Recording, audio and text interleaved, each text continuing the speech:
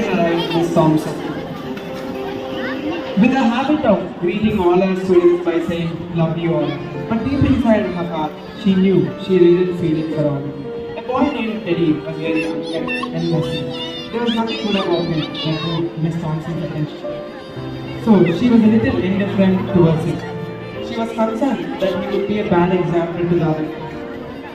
She would pick him up for all the negative praises and ignore him for all the positive ones.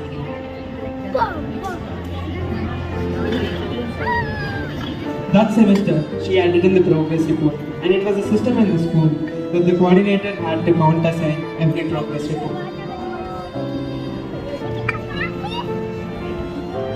When the coordinator went through Teddy's report, he asked for Miss Thompson and told her that a progress report should report some progress and it should make a parent feel that their child has a bright future. But the way you have written the progress report for Teddy would make his parents give up on him. Miss Thompson replied, "I'm helpless. There's nothing positive I can write about that child." Forward, the coordinator asked the administrative staff to trace down Teddy's whole progress report and send it across to Miss Thompson. Miss Thompson saw the third grade progress report and she was stunned to find the final remark saying that Teddy was the brightest child in the class. She then went through the fourth grade progress report and progressively all the marks suggested that Teddy's mother was suffering from terminal cancer. She wasn't able to give the attention she used to and it had just begun to show up by affecting Teddy's performance. By the end of 5th grade, Teddy's mother was no more. Teddy had lost himself along with his mother. He was in desperate need for help. After learning about Teddy's situation, Miss Thompson was in tears. She then went to the coordinator's office and assured him by telling that she knew what had to be done. After the weekend,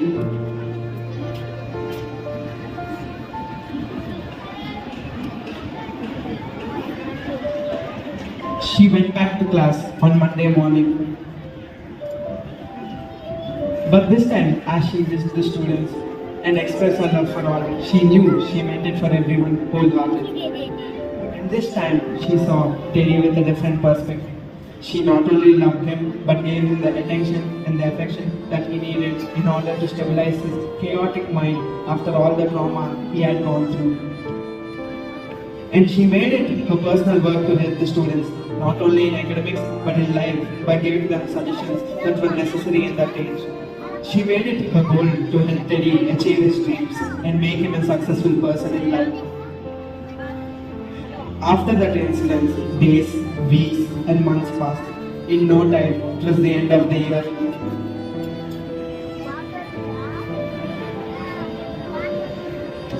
The last day of school, almost all the kids had bought presents for their teacher, Miss Thompson.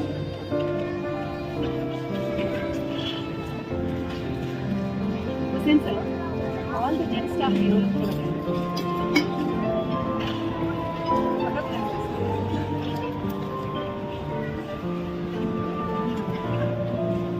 In order to express their gratitude, there was only one gift which was wrapped up in an old newspaper. She opened the gift first and found a perfume bottle that was half used and the bracelet that was slightly worn out. The whole class laughed since they perceived that it was from Teddy.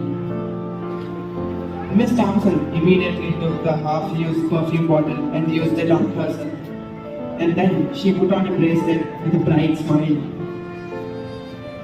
Teddy then approached her with a blunt smile and said, "Now you smell like my mother."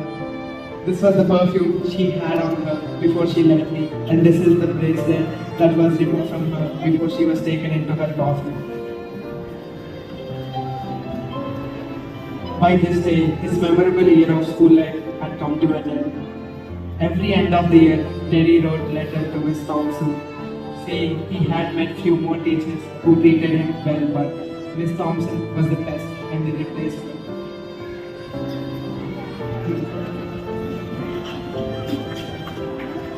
Miss Thompson, who was retired by then, was handed over a letter and the letter was signed by Dr. Theodore.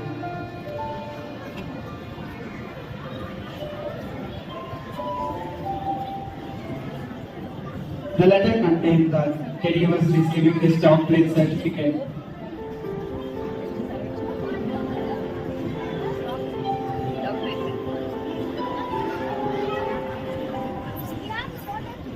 And he wanted to receive it in her presence. She felt ecstatic when she saw that the unkempt and untidy boy was now receiving an award. There ends the story of Teddy and Miss Thompson, and the turning point of Dr. Theodore's life. Noble profession that shapes the character, caliber, and future of the individual. Let us remember, one book, one pen, one child, and one teacher can change the world. There is no word in language I prefer more than teacher. Teachers have three loves: love of learning, love for learners, and the love of bringing the first two loves together. A person who sees light in the dark will always see a broken angel inside a devil, and that's a teacher.